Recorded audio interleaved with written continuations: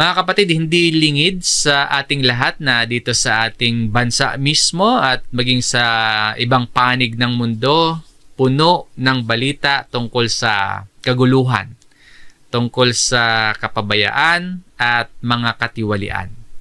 Halos sa araw-araw yung mga nababasa at napapakinggan natin sa news ay minsan headlines pa, no? At trending pa sa social media. Yung tungkol sa mga ulat ng pagsasamantala ng ibang mga opisyal. Mga nasa katungkulan ng mga ahensya ng gobyerno. Nababalitaan din natin yung mga pag-aaway-away at pagsisiraan ng mga leaders. Yung pag-aagawan ng mga posisyon. Pati yung kawalan ng hustisya, lalo na sa mga mahihirap sa lipunan. At yung anomalya sa paggamit ng pondo ng mga nasa katungkulan. Dito nga sa ating bansa, no, ilang araw na ba yan o ilang buwan na ba? O matagal na bang balita yung tungkol sa pagwawaldas na sinasabi pa nga sa balita na hindi lang milyon, kundi bilyon daw po na piso yung nabubulsa. At mula sa mga proyekto ay ilang mga opisyal yung nasasangkot sa corruption. Yan yung trending na mga news, no? At ang hirap manahimik sa balita ng katiwalian. Parang mas madali pang ang mag-react. Parang mas magaan pang mag-react kapag may nababalitaan tayong katiwalian. At makikita nga natin sa iba't ibang, sa mga tao, yung iba't ibang reaksyon. Ang iba dinadaan sa biro. Siguro dahil sa bigat ng sitwasyon, naghahanap na lang ng ikagagaan. May mga nagbibiro at ginagawang meme yung balita tungkol sa katiwalian. Marami nga po nagsasabi, iba na yung pangarap nila. Gusto nila mag-shift ng ibang karir. Gusto nang maging mga kontraktor na. Mga pagbibiro, marahil para nga mapagaan yung sitwasyon. Pero may reaksyon na seryoso. May nagagalit, may naghuhusga. May mga naglulunsad ng protesta. Seryoso yung reaksyon sa balita ng katiwalian. May mga nawawalan ng pag-asa. Nawawalan ng tiwala at sinasabing wala na, hopeless na yung ating bansa. Wala nang pag-asa yung sistema ng ating pamahalaan. Iba't iba yung reaksyon ng mga tao. At minsan po, pati tayong mga mananampalataya, nadadala ng ganyang mga damdamin na ang unang nagiging reaksyon natin ay nagagalit din, nagrereklamo, nadidismaya. Ang natural na tugon ng marami, mapuot, no? Magreklamo, mawala ng pag-asa. Totoo po na masakit makita at mabalitaan ang katiwalian. Masakit makita at mabalitaan yung kawalan ng katarungan tapos mananahimik na lamang. Mahirap, masakit yon. Valid yung mga hinaing, yung mga galit at yung pagkadismaya na nararamdaman natin. Pero mga kapatid, bilang kabilang sa kalipunang ito, bilang mga kapwa mananampalataya na matapos magsisi at tumalikod sa kasalanan at namumuhay ngayon sa pananampalataya sa Diyos sa pamamagitan ni Jesus, sa mga balita po ng katiwalian ng mga tao sa ating pamahalaan, sa mga balita tungkol sa mga nasa katungkulan na nasasangkot sa mga anomalya, tinatawag po tayo sa biblikal na uri ng pagtugon. Hindi tayo tinuturuan na magbulag-bulagan sa mga mali. Hindi po ganon.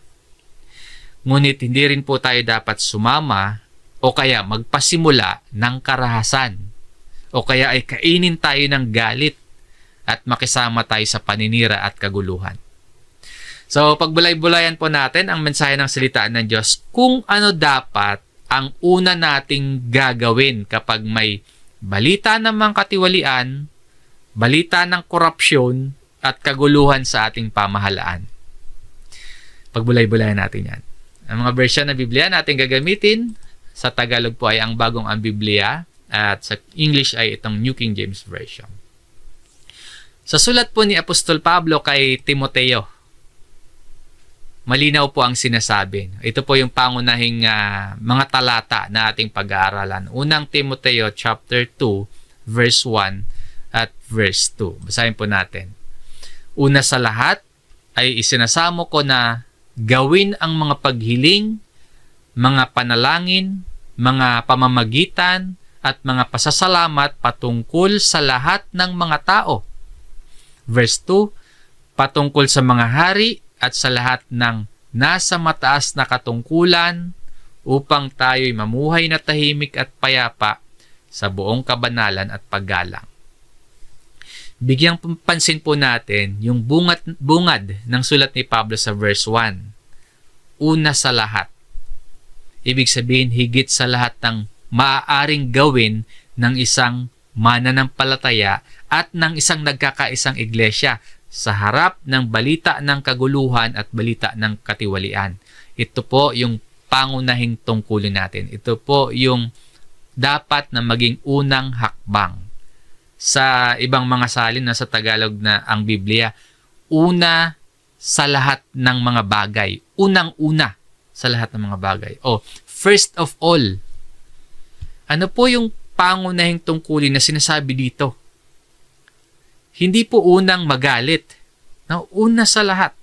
Hindi unang hakbang yung lumaban ng may karahasan. Hindi unang hakbang yung magprotesta nang wala sa lugar sa lansangan. Meaning po, ang unang hakbang ng isang mananampalataya at ng nagkakaisang iglesia ay hindi pagrereklamo lang, hindi pagsisimula ng gulo o karahasan, at hindi pagbubuo ng mga protesta na magbubunga ng karahasan, hindi pagkamuhi o hindi pagkapuot sa kapwa, kundi yung unang-una sa lahat, manalangin. Ang panalangin para sa lahat ng mga tao, patungkol sa lahat ng mga tao, lalo na sa mga pinuno.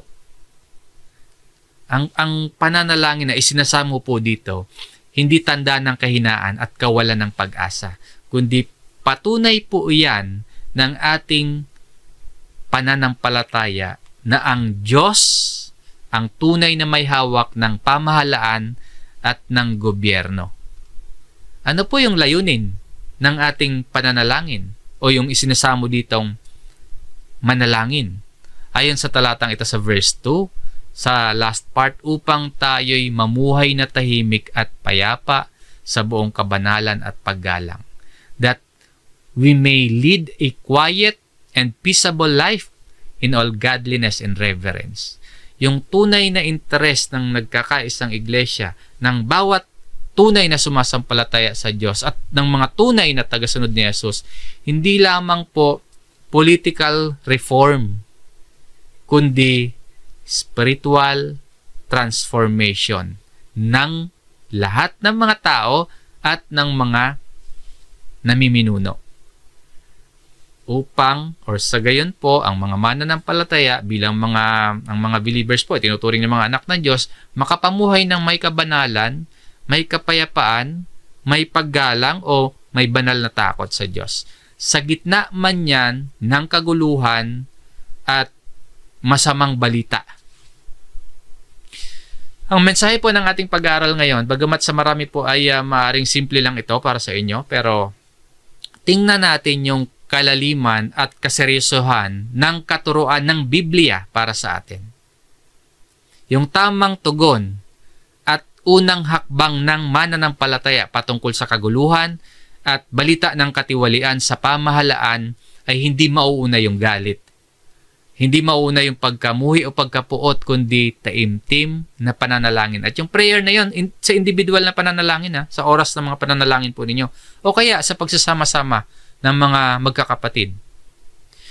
Manalangin para sa lahat ng tao. Yan yung sinasamo dito. Lalo na sa mga namumuno. Manalangin ng may pag-asa sa Diyos upang maghari at manatili ang kapayapaan at kabanalan sa ating pamumuhay. Sa halip po na mangibabaw yung maling damdamin o kaya ang sumunod sa masasamang impluensya ng sanlibutan, tinuturuan or pinapaalalahanan tayo ng salita ng Diyos kung ano ang dapat na unang hakbang, una sa lahat, ang panalangin. Hindi po aksidente o tsamba lang na sinabi dito ni Pablo kay Timoteo na una sa lahat, first of all, Hindi yan natsambahan ni Apostle Paul, kundi ito talaga yung pangunahing dapat gawin ng mga mananampalataya sa gitna ng magulong kalagayan. Sa gitna ng balita ng mga katiwalaan, hindi po revolusyon yung unang hakbang, hindi pagkilos ng may karahasan yung unang hakbang, kundi panalangin na may pagpapakumbaba at pagtitiwala sa Diyos. Hinihikaya tayo ng Diyos sa pamamagitan ng masasamang balita ng katiwalian sa ating pamahalaan na lumapit tayo sa Kanya sa pamamagitan ng prayer, sa pamamagitan ng panalangin. Ngayon po, paano ba natin maunawaan pa yung panawagan ng salita ng Diyos sa atin dito? Sa mga pangunahing talata na ating pag-aaralan, meron tayong 3 punto, major points, mga mahalagang punto na susuriin. Number 1, ang panawagan sa pananalangin.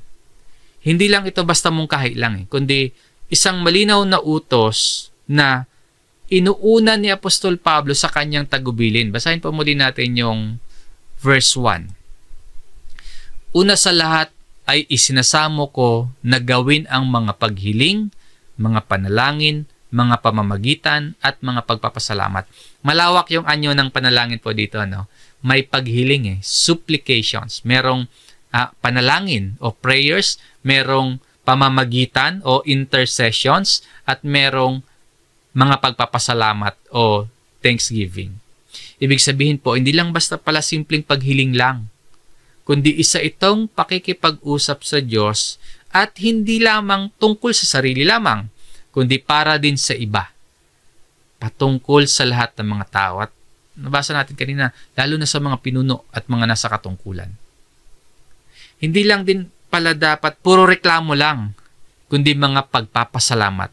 Giving of thanks. Dahil nagtitiwala tayo na ang Diyos pa rin ang nagpapahintulot kung bakit nangyayari ang mga nangyayari. So, isinasamo po dito ni Pablo, panalangin po ang unang hakbang. At sa panalangin, lahat ng tao kasama. Hindi pinipili kung sino lang. Ipagpe-pray natin kung sino lang yung tingin natin karapat-dapat. O kaya, ang ipagpe-pray lang natin ay kung kanino lang tayo pumapanig. Maring may katiwalian yung ilan, pero nararapat pa ding isama sila sa ating mga pananalangin. Maring hindi tayo sangayon sa kanila, pero ipapanalangin pa rin natin sila dahil sila po yung mga ipinahintulot ng Diyos na malagay sa pwesto. Sa Old Testament po, nung ang Israel nasa ilalim ng pamumuno ng Babylonia, nasakop sila ng Babylonia. Yung Babylonia po isang paganong bansa. Hindi naniniwala sa tunay na Diyos. Pero iniutos pa rin ng Panginoong Diyos na ipanalangin ng mga Israelita yung kapayapaan sa Babylonia. Basahin natin itong Jeremias chapter 29 verse 7. At inyong hanapin ang kapakanan ng lungsod na aking pinagdalhang bihag sa inyo, at inyong idalangin iyon sa Panginoon, sapagkat sa kapakanan niyon ay magkakaroon kayo ng kapakanan. Ipanalangin ng mga Israelita ang kapakanan ng Babylonia. Ibig sabihin, again, itong Babylonia na to, masama yung gobyerno, yung sumakop na yan sa mga Israelita. Pero hindi hadlang yung masamang sistema. Hindi hadlang yung katiwalian, kundi tungkulin pa rin nating ipanalangin sila para sa ikabubuti ng bayan, ng sambayanan. Sabi dito, no, at inyong idalangin iyon sa Panginoon, sapagkat sa kapakanan niyon ay magkakaroon kayo ng kapakanan. So, hindi hadlang yung kasamaan ng sistema, yung mga katiwalian, kundi tungkulin talaga nating ipanalangin sila. Sa Bagong Tipan, sa pangangaral po mismo ng Panginoong Hesus, ganito naman ang kanyang sinasabi. Basahin natin itong Mateo chapter 5, verse 44. Ngunit sinasabi ko sa inyo, ibigin ninyo ang inyong mga kaaway at idalangin ninyo ang mga umuusig sa inyo. Pray for those. Kung tungkulin nating ipanalangin yung mga kaaway natin, kung tungkulin nating ipanalangin yung mga umuusig sa atin, lalong higit na tungkulin din po nating ipanalangin yung mga namumuno sa atin. Mabuti man yung mga leader na yon o masama man sila. Hindi natin sila ipapanalangin dahil karapat-dapat sila, kundi ipinapanalangin natin sila dahil una po, utos ng Panginoong Hesus. At pagpapakita iyon ng ating pagsunod sa Panginoon. Halimbawa, merong corrupt na opisyal.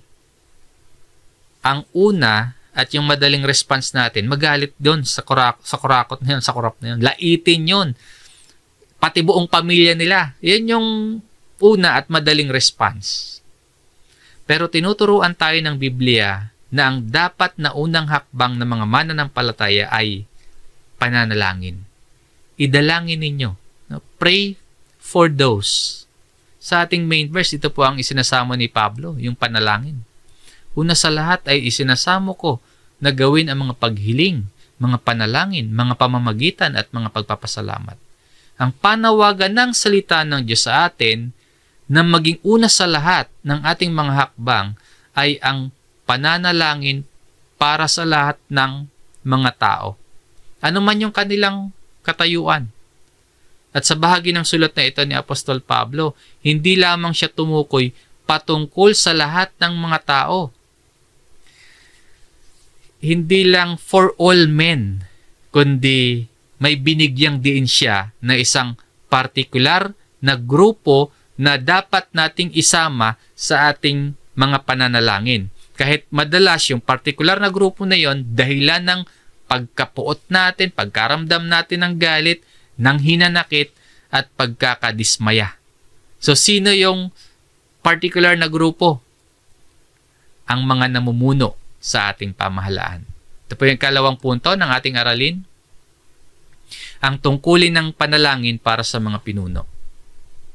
Kahit gaano kasama, kahit hindi makadiyos yung pagkilos ng mga pinuno, kahit gaano kakapal yung mukha at hayagang tiwali yung mga opisyal, hindi po nagbabago ang panawagan ng Biblia para sa mga Kristiyano. Na ano po? Na ipanalangin ang mga pinuno. Basahin po muli natin yung verse 2. Patungkol sa mga hari at sa lahat ng mga nasa mataas na katungkulan. Tiyak po yung pagtukoy dito ni Pablo. Hindi lang sa pangkalahatang mga tao. Ang panalangin ay may binibigyan din siya dito para sa for kings and all who are in authority. Ito yung mga namamahalang otoridad. Yung mga hari o kings sa panahong yan, tumutukoy sa emperador ng Roma. At kadalasan, isang makapangyarihan at isang malupit at isang hindi makadiyos na pinuno. Yan yung kings or hari. Yung mga nasa mataas na katungkulan naman o who are in authority, ito yung mga may posisyon sa gobyerno, mga gobernador o mga opisyal at mga pinuno ng bayan-bayan. Sila yung who are in authority. Kung pag-iisipan po natin, bakit kailangan pang ipanalangin natin sila? Bakit kailangan ipag-pray itong mga leader na ito, itong mga nasa katungkulan? Tingnan po natin yung maaaring dalawang dahilan kung bakit natin sila kailangang ipanalangin. Una, sa practical na dahilan. Yung ating mga leader o mga opisyal ng pamahalaan, sila yung gumagawa at nagpapatupad ng mga batas. Sila yung mga nagdedesisyon ng mga bagay na direktang nakakaapekto sa pamumuhay nating mga mamamayan. Ngayon po, kung sila ay gagawa ng matuwid, ng mabuti, mabuti rin po yung pakinabang ng buong bayan. Pero kung sila ay gagawa ng katiwalian, madadamay o maghihirap yung buong sambayanan. Kaya kailangan po natin silang ipanalangin sa praktikal na dahilan. At ikalawa, yung spiritual na kadahilanan. Ang ipanalangin ang mga hari at lahat ng mga nasa katungkulan ay pagpapakita na sila man po nasa kapangyarihan sila at otoridad ng Diyos. Yung panalangin para sa mga nasa pamahalaan, pagkilala na ang tunay na kapangyarihan talaga at tunay na kapamahalaan ay wala sa tao, kundi nasa Diyos at sa Diyos pa rin. Kaya po, pananalangin ang maging unang hakbang natin. Ipinapaalala po sa atin dito yung dalawang mahalagang katotohanan. Una, ang kapangyarihan ng Diyos higit pa sa kapangyarihan ng sinumang tao. At ikalawa, Ang layunin ng panalangin, hindi lamang sa kapakanan ng mga pinuno o yung mga nasa katungkulan, kundi para sa kapakanan ng mga mamamayan, para sa kapakanan ng buong bayan.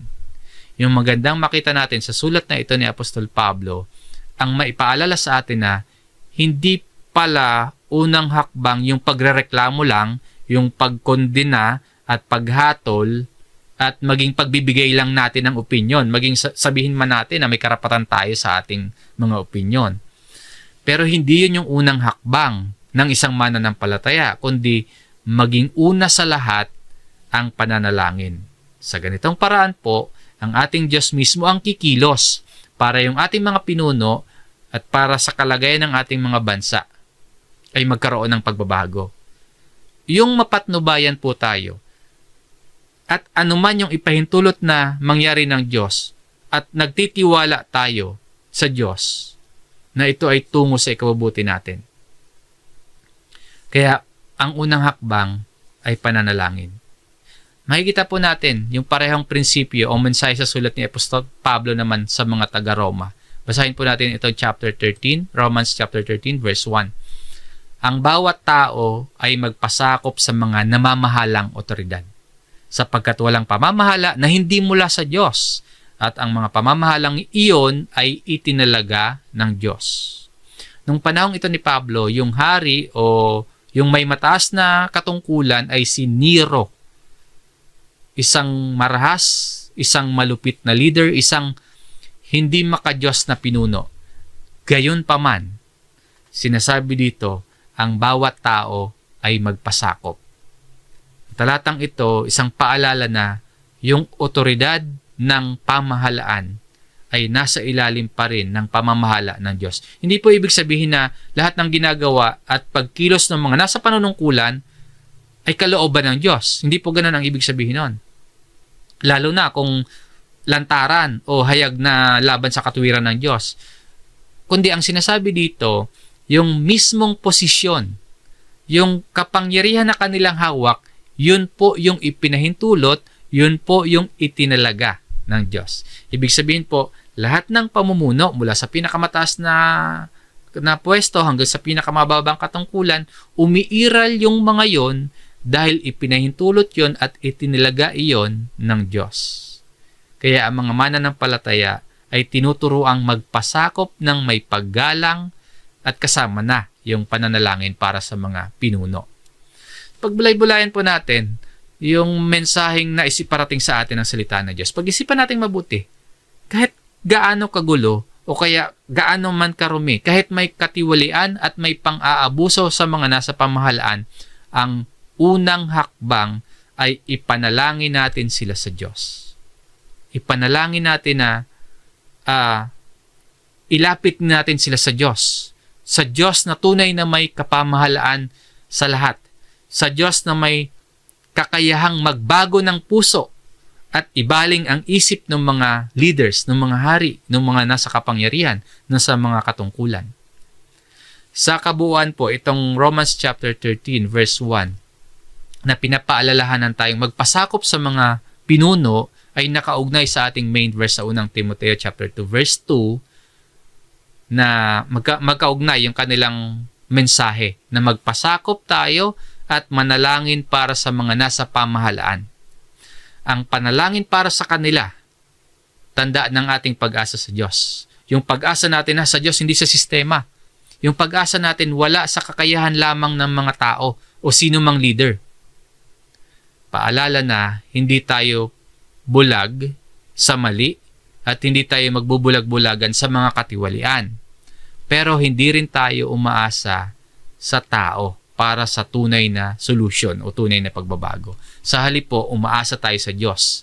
Diyos na may kapangyarihang baguhin yung mga pinuno o kaya palitan sila. Ayon po yan sa kaparaanan at kalooban at kapahintulutan ng Diyos. Yung ating panalangin para sa mga nasa lahat ng katungkulan, hindi po pagkonsinte sa kanilang kasalanan, hindi po pagkonsinte sa kanilang mga katiwalian, at muli po, hindi po pagbubulag-bulagan o pagsasawalang kibo na lang. Hindi ganon, kundi pagkilala natin, kaya tayo mananalangin pagkilala natin na ang Diyos lamang ang may kapangyarihang magtuwid, magdisiplina, at gumabay sa puso ng ating mga leaders. Ngayon, bakit po ba tinuturo ito ni Pablo na ipanalangin yung mga leader at lahat ng nasa katungkulan? Na ito pa nga yung sinasabi niya maging una sa lahat. Ano yung layunin ng panalangin? Sa ikatlo at panghuling punto ng ating aralin, ang layunin ng pananalangin. Sa naunang dalawang punto at yung mga talata na ating binasa kanina, maaari nating tingnan na ang panawagan sa atin ay ipanalangin ang mga pinuno at mga nasa katungkulan na hindi lamang simpleng responsibilidad ng mga mananampalataya ang pananalangin, kundi mahalagang utos ito ng Diyos sa mga mananampalataya sa pamamagitan ng Biblia, ang pananalangin. Ang ipanalangin po yung mga nasa katungkulan hindi lamang para sa kapakanan nila bilang mga leader, kundi upang magkaroon ito ng mabuting epekto sa ating pamumuhay, yung kanilang mabuting panunungkulan. Kaya ang layunin po ng pananalangin sa huling bahagi ng sulat ni Apostle Paul, upang tayo'y mamuhay na tahimik at payapa sa buong kabanalan at paggalang. Ang layunin ng paghihimok o pagsamo ni Apostol Pablo sa mga mananampalataya na ipanalangin ang lahat, lalo na yung mga pinuno, upang ang epekto sa ating pamumuhay ay kapayapaan, tahimik na pamumuhay. So para pala sa kapayapaan ng bayan at ng mamamayan. Yung tahimik at payapang pamumuhay o a quiet and peaceable life, hindi lamang ito kawalan ng gulo, kundi pamumuhay na may kapanatagan dahil sa paggabay ng Diyos sa mga tao. May kapanatagan dahil sa paggabay ng Diyos sa mga namiminuno. And yung buong kabanalan o in all godliness naman, ang layunin ng Diyos hindi lamang matahimik at maging mapayapa yung pamumuhay, kundi may kabanalan sa bayan ng mga mananampalataya. Ang layunin ng panalangin ay mapanatili yung buhay na nakatalaga sa Diyos. Yung buhay na may kabanalan sa lahat. At ang panghuli, yung paggalang o reverence, tumutukoy naman ito sa marangal na asal at marangal na pamumuhay. Ang isang buhay na may paggalang o reverence sa Diyos at may paggalang sa kapwa ay nagbibigay ng karangalan at kaluwalhatian sa Diyos at nagbibigay kaliwanagan sa ibang mga tao. Kaya po, ang panalangin ng mananampalataya para sa pamahalaan ay may layunin hindi lamang para sa kapakanan ng mga pinuno. Hindi lang para sa kanila, sa kapakanan ng mga leaders, kundi higit sa lahat para ang bayan ng Diyos ay makapamuhay ng tahimik, ng may kabanalan at marangal sa gitna ng sanlibutan, sa gitna ng isang bayan, sa harap ng mga hindi mananampalataya. Sa ganitong paraan po, yung ating buhay at pamumuhay nagiging patotoo na ang Diyos, yung tunay na nagbibigay ng kapayapaan at katuwiran. So mga kapatid, yung paghimok sa atin na ipanalangin ang lahat ng tao at lalo na yung mga pinuno ay hindi walang kabuluhan. Ito po ay may malinaw na layunin mula sa Diyos, mula sa kanyang salita, na ang kanyang bayan, na ang kanyang mga sumasampalataya sa kanya ay mamuhay ng may kaayusan at marangal. Ang isang pamayanan po na may umiiral na tapat at taimtim na panalangin ng mga mananampalataya ay maaring mas nagiging bukas yung pamayanan na yon sa liwanag ng Ebanghelyo at ang Kristiyano at ang nagkakaisang iglesia, ang church, ay mas nagiging matatag, nagiging mas matitibay ng mga lingkod at mga tagasunod ni Kristo. Kaya po kapag tayo nakakarinig ng balita tungkol sa anumang kaguluhan o tungkol sa katiwalian sa ating pamahalaan, tandaan natin na ang unang hakbang at tamang pagtugon ng isang mananampalataya ayon sa pagtuturo ng Biblia ay hindi po panghihina ng loob, hindi po kawalan ng pag-asa, hindi din galit o hindi din puot, hindi marahas na protesta, hindi panlalait ng kapwa, kundi ang una at tamang pagtugon ay pananalangin. Ipanalangin natin yung mga nasa katungkulan na magkaroon sila ng biblikal na karunungan at takot sa ating Diyos. At ipanalangin po natin ang isa't isa, yung ating bayan, upang mapanatili o manatiling may kapayapaan at may kaayusan. At ipanalangin din po natin na bilang tayo po ay mga sumasampalataya sa Diyos, tayo mismo ay patuloy na mamuhay ng may kabanalan at parangal. At makita po ng mga hindi mananampalataya ang liwanag ni Kristo sa pamamagitan ng ating pamumuhay. Makita nila ng iba yung mga katuruan ni Kristo at maging mabuting halimbawa tayo sa ating mga buhay. Mga kapatid, sa tuwing may balita ng korupsyon o kaya anumang political scandal o balita ng mga katiwalian ng ahensya ng ating pamahalaan, suriin po natin yung ating mga sarili. Tanungin natin o kaya pag-isipan natin, ano yung unang hakbang na ginagawa natin kapag nakakabasa, nakakarinig, nakakabalita tayo ng mga katiwalian sa ahensya ng ating pamahalaan? Nananalangin ba tayo para sa kanila? O nagagalit or nagrereklamo tayo agad? Sa atin pong paglalakbay sa buhay na ito bilang mga mananampalataya, hindi natin may iwasan na makarinig ng mga balita ng kaguluhan sa mga nasa kapangyarihan, pag-aawayan nila sa kanilang mga posisyon at balita ng katiwalian sa pamahalaan. Yung unang hakbang po natin, ang una sa lahat, ang panalangin na may pananampalataya. Kapag tayo ay nananalangin, inaamin natin na ang tunay na kapangyarihan at tunay na otoridad sa lahat ay hindi nasa mga tao ng pamahalaan, hindi sa mga nasa katungkulan, kundi nasa Diyos. And when we pray po, nagtitiwala tayo na makapangyarihan ang ating Diyos, anuman yung ating sitwasyon, na kaya niyang ayusin, kaya ng Diyos na baguhin yung ating pamahalaan. Kaya po kapag nababalitaan natin ang korupsyon, tumigil tayo sandali. Manalangin. Piliin po nating mauna lagi ang panalangin. Ipanalangin natin yung mga pinuno natin na pagkalooban sila ng karunungan at katapatan sa pagtupad sa kanilang mga tungkulin. Ipanalangin po natin yung ating gobyerno, yung ating bansa, at higit sa lahat po, ipanalangin natin yung ating sariling puso na manatili tayong tapat. Bilang mga mananampalataya, magsumikap tayo sa kabanalan at marangal na pamumuhay. Upang sa lahat ng oras, sa tulong po ng Panginoon at sa ating pagsusumikap nga po ay makitaan yung ating pamumuhay na tayo po ay mga tapat na mga alagad at tagasunod ni Kristo. So muli mga kapatid, ang pinakaunang hakbang at idagdag ko na din po na ito ay mabuting paraan upang tumugon tayo sa balita tungkol sa kaguluhan, sa mga pang-aabuso, sa mga katiwalian ng mga leader at mga nasa katungkulan sa gobyerno, ay hindi po unang hakbang yung magtanim tayo ng galit. Hindi ito yung una at dapat na maging pangunahin, kundi lumapit tayo sa Diyos sa pamamagitan ng pananalangin. Ang ating Diyos ang may kakayahang baguhin ang puso nila, o kaya po kumilos ang Diyos at magpahintulot ng mga pangyayari upang mapalitan sila o maalis sa katungkulan, na maranasan nila ang disiplina at hustisya ng Diyos.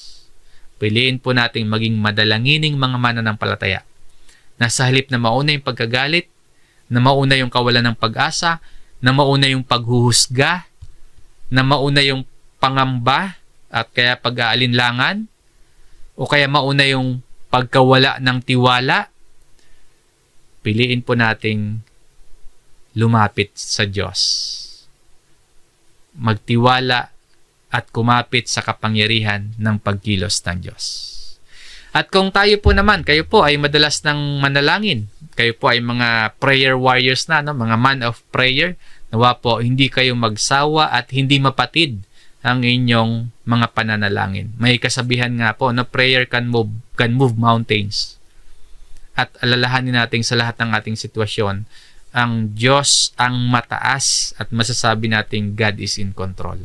So bilang mga Kristiyano, ang bawat isa po ay may tungkulin at merong responsibilidad na ipanalangin ang mga nasa lahat ng katungkulan. Hindi lamang para sa kapakanan nila, kundi upang tayo din po ay makapamuhay ng payapa, ng tahimik, may kabanalan, at may paggalang sa Diyos. Ang panalangin ng mananampalataya para sa pamahalaan. Hanggang dito po ang ating gawaing pag-aaral. Maraming salamat sa inyo pakikinig mga kapatid. Purihin po natin ang Panginoon. Tayo po ay muling manalangin.